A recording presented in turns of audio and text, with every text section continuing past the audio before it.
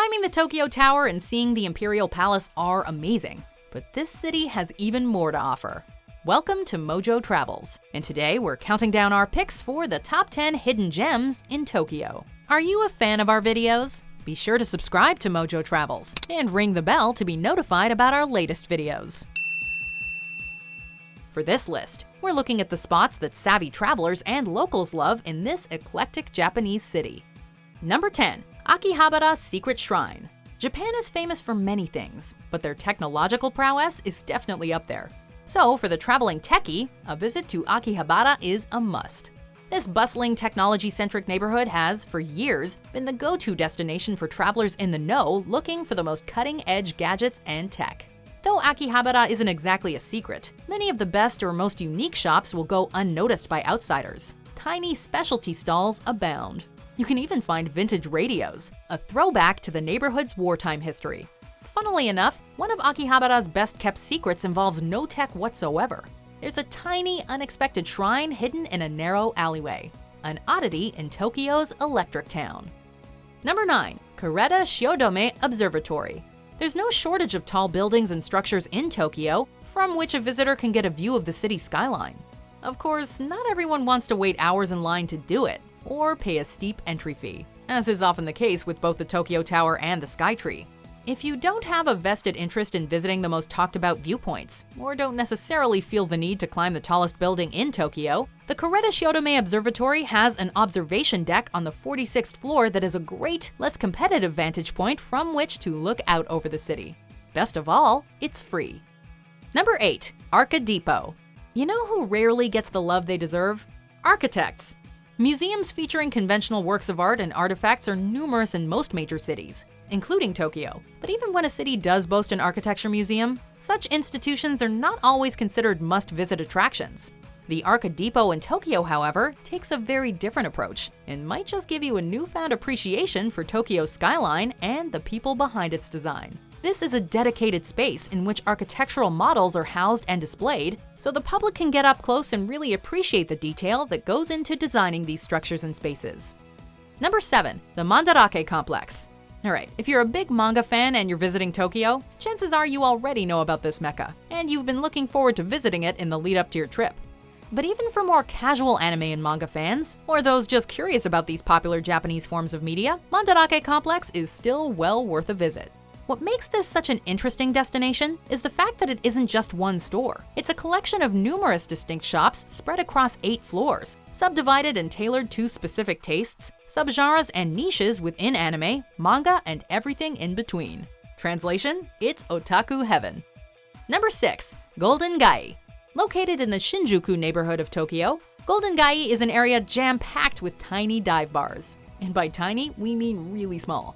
Shabby and brimming with personality. It's a relic of the post-war era that's done nothing to endear itself to tourists, and that's what makes it so compelling. In these few square blocks, you'll experience a very different type of Tokyo, a glimpse into the culture and history of the city rarely seen by outsiders. Most of these bars were locals-only type joints until recently, but with wider interest, many have started opening their doors to foreigners. So go explore, but do so respectfully. Number 5. Tokyu Hands. What can we say? Cool, super eclectic shopping spaces in Tokyo have a habit of cropping up in 8-story buildings. Like the Mandarake Complex, Tokyu Hands is a sprawling department store with numerous shops in it. Unlike Mandarake, however, Tokyu Hands is dedicated to home, lifestyle, hobbies, crafts, and all sorts of DIY projects. That being said, it's also full of some of the most odd and wonderful things you've ever seen. Its website describes it as the one-stop shop, chock full of many products unique to Japan. And boy does it ever come as advertised. Even if you're not in the market for anything in particular, this is mandatory window shopping. Number 4. KitKat Chocolatory. As you may or may not know, KitKat does things a little differently in Japan. In North America, the candy bar offers a few varieties, sure, but nothing compared to the seasonal, specialty, and regional flavors available throughout Japan. Suffice it to say, KitKat has a big presence here. To get the full experience and understand the scope of Japan's love affair with this particular candy bar, and to appreciate their commitment to flavor experimentation, you really need to visit a KitKat Chocolatory. There are a few different locations in the city, so do yourself a favor and pop in to sample a selection of truly unique KitKat bars. Number 3. Ghibli Museum. There are few Japanese entertainment exports more cherished around the world than the films of Hayao Miyazaki, who, with his film production house Studio Ghibli, has given us so many imaginative classics. It doesn't matter whether you're familiar with Miyazaki's body of work or not, because when you visit the Ghibli Museum, you can't help but walk out a fan. This colorful, vibrant, and whimsical space is dedicated to Studio Ghibli films and the art of animation in general. But it's more than a series of exhibits. The entire Ghibli Museum feels like Miyazaki's films brought to life. Number 2. Odaiba Daiba Park and Trilingual Android. Another must-see that far too many people miss when visiting Tokyo is the artificial island of Odaiba. Located in Tokyo Bay and originally built for military purposes, Odaiba has taken on a new life as a vibrant hub of entertainment and shopping. To appreciate its often ignored history, however, visit Daiba Park, where the green space and cannon batteries remind you of its roots. The island is home to a number of entertainment centers, tech showrooms, museums, and various other attractions. With so much distraction, it can be easy to overlook some of the finer details, like the trilingual android working the info desk at the Odaiba Tourist Information Center in the Aqua City Shopping Center. Number 1. Ryogoku Koku Nikon. If there's one thing you might kick yourself for having missed on your trip to Tokyo after you've gotten home, it's not visiting the Ryogoku Sumo Hall, or the Ryogoku Koku Nikon.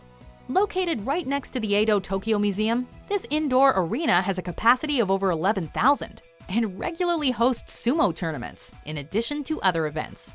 You'll definitely want to plan ahead for this one in order to make sure that your trip overlaps with a tournament. They occur in January, May, and September.